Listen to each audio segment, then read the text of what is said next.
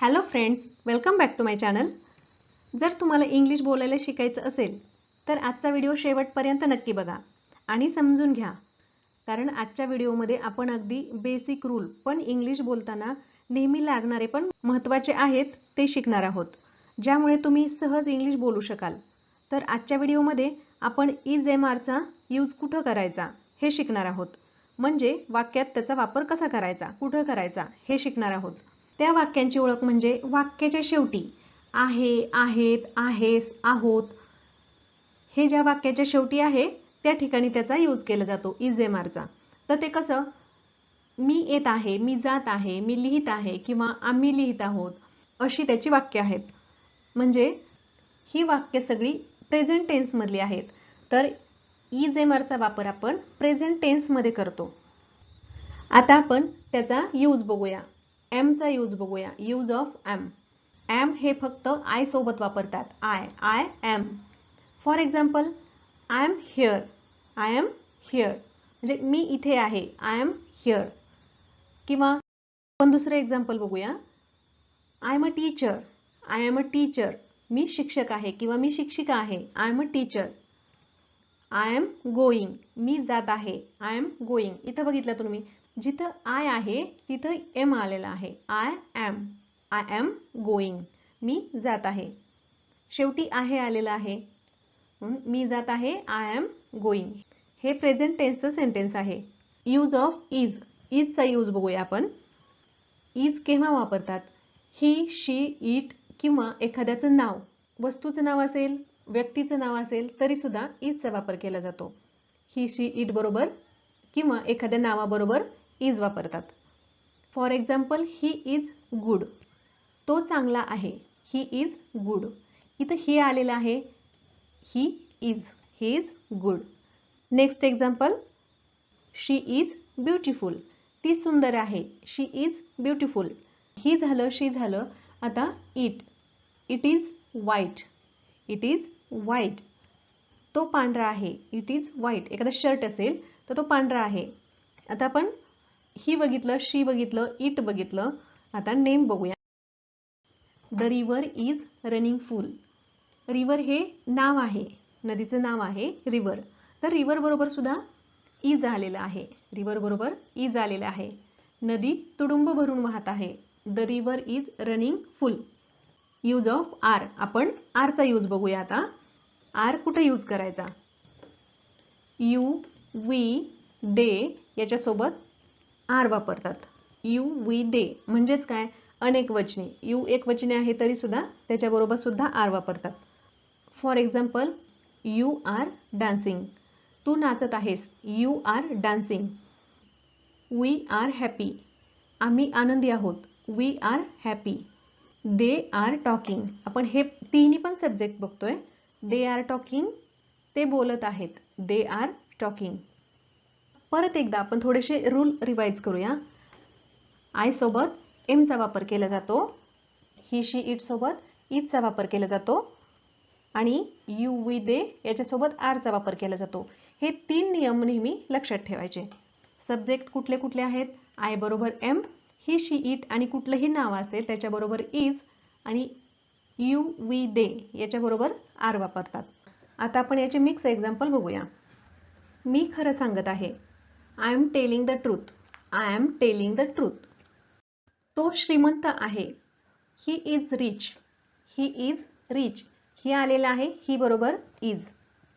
आम्ही मित्र आहोत. We are friends. We are friends. We are. तू खोटं बोलत आहेस. You are lying. You are lying. You बरोबर आर आलेला आहे. पाईपमधून पाणी गळत आहे. Water is leaking from the pipe. Water is leaking from the pipe. Water हे नाव आहे म्हणून इज आलेला आहे इथं. तो वाचत आहे. He is reading. ही इथं इज आलेला आहे. ही, शी, इट किंवा एखादं नाव त्याच्याबरोबर इज येतं. He is reading. मी बसची वाट पाहत आहे. I am waiting for the bus. I सोबत नेहमी एम येतं. I am waiting for the bus. तू चांगला आहेस. You are good. You are good. You सोबत आर. तो वाईट आहे. He is bad. He is bad. तो जात आहे. He is going. He is going. ते येत आहेत. They R coming. दे पण अनेक वचने आहे, त्याच्याबरोबर पण आर येणार. ते येत आहेत. They R coming. मी आता निघत आहे. I am living. मी आता निघत आहे. I am leaving. तुमचे हात खूप थंड वाटत आहेत. Your hands are feeling very cold. Your hands are feeling very cold. बसचं भाडं पुन्हा वाढलं आहे. Bus fares are going up again. Fares म्हणजे भाडं. Bus fares are going up again. तुमचा चहा थंड होत आहे. Your tea is getting cold. Your tea is getting cold. माझी पाठ दुखत आहे. My back is aching. My back is aching. Aching म्हणजे दुखणे. तुम्ही मूर्खासारखे वागत आहात. You are behaving like a fool. You are behaving like a fool. तू थंडीने थरथरत आहेस. You are shivering with cold. You are shivering with cold. Shivering म्हणजे थरथरणे. तू मला गोंधळात टाकत आहेस. You are confusing me. You are confusing me. Confusing म्हणजे गोंधळात टाकणे, एखाद्याला कन्फ्यूज करणे. आणि यू बरोबर इथं आर आलेलं आहे. राधा लिहित आहे. आता हे एक नाव आहे. राधा लिहित आहे. राधा बरोबर इज आलेलं आहे. Radha is writing. राधा लिहित आहे. Radha is writing. ते आज आनंदी आहेत. They are happy today. They are happy today. They बरोबर आर आलेला आहे. तो आजारी आहे. He is sick. He is sick. ही बरोबर इज आलेला आहे आणि सिक म्हणजे आजारी. मी ठीक आहे. I am fine. मी ठीक आहे. आय एम फाईन किंवा आय एम ओके म्हटलं तरी बरोबर आहे. मी इंग्रजी शिकत आहे. I am learning English. I am learning English. I बरोबर एम आलेला आहे. हे चांगलं आहे. It is good. हे चांगलं आहे. It is good. आता आपण निगेटिव्ह बघूया. जर तुम्हाला निगेटिव्ह सेंटेन्स बनवायचं असेल तर इट इज नॉट गुड येणार. पुढं काय येणार? नॉट. निगेटिव्ह आहे म्हणून तिथं नॉट आलेलं आहे. इजच्या नंतर not. It is not good. मला आज खूप बरं वाटत आहे. म्हणजे पहिल्यापेक्षा मला चांगलं वाटतंय, बरं वाटतंय. आजारी आहे आणि आता खूप चांगलं वाटतंय. I am feeling much better today. I am feeling much better today. I am. तो तुमचा शत्रू आहे. He is your enemy. He is आणि एनिमी म्हणजे शत्रू. He is your enemy. मी थकलो आहे. I am tired. टायर्ड म्हणजे थकणे किंवा कंटाळा येणे. आजचं आपलं लास्ट सेंटेन्स आहे. आम्ही मूवी पाहत आहोत. We are watching a movie. We are watching a movie. We बरोबर आर आलेला आहे. आपण बघितलं यू, वी, दे याच्याबरोबर आर येतं.